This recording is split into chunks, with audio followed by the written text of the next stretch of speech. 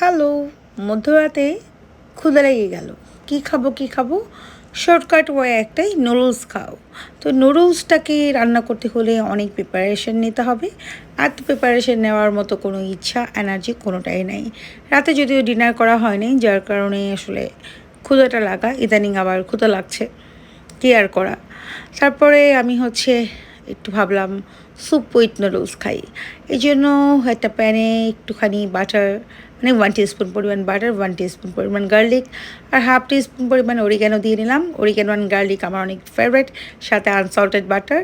আর এটা ছিল আমার মাশরুম অ্যান্ড চিকেনের একটা রেডি মিক্স স্যুপ, সেটাও একটু মিক্স করে দিয়ে দিলাম, তার মধ্যে একটা নুডলস। এই তো শর্টকাট ওয়েতে নুডলস অ্যান্ড স্যুপের একটা রেসিপি হয়ে গেল। সাথে সল্টেড অ্যাড করবো না, শুধু এই টেস্টিং সল্টে অ্যাড করছি, এটা নুডলসের মধ্যে ছিল। বিকজ অফ আমার সেই স্যুপটার মধ্যে সল্ট টল আদারওয়াইজ যা ছিল সব অ্যাড করা ছিল। 1 টিস্পুন পরিমাণে আমি সুগার অ্যাড করে নিলাম, বিকজ অফ সবাই জানেন সুগার একটু অ্যাড করলে সব কিছুর টেস্ট ব্যালেন্স থাকে। আর ঝাল যেহেতু খাই না, তাই কাঁচামরিচ অ্যাভয়েড করছি। আর একটা ডিম আমি ভেঙে আর কি দিয়ে দিলাম। এটা থেকে একটু প্রোটিনের সোর্স পাওয়া যাবে, একটু হেলদি হয়ে যাবে এই আর কি। আর উপর থেকে 2-3 চা চামচ পরিমাণ ঘি একটু ছড়িয়ে দিলাম, যেন ডিমের কোনো স্মেল আমার কাছে না আসে। আর এই পর্যায়ে আমি 2-3 মিনিট একটু ফুটিয়ে নিব, তাহলে ডিমটা ওয়েল কুকড হয়ে যাবে। এমনিতেই ওয়েল কুকড হয়ে গেছে, যেহেতু আমি ডিমটাকে ভালো করে ফেটে নিয়েছিলাম। আর খানিকটা কোরিয়ান্ডার মানে ধনেপাতা অ্যাড করে দেবো। আমি ধনেপাতা পছন্দ করি, আর এটা অনেক উপকারী। যতদিন পর্যন্ত সিজন আছে একটু খেয়েই যাই, কী আর করা।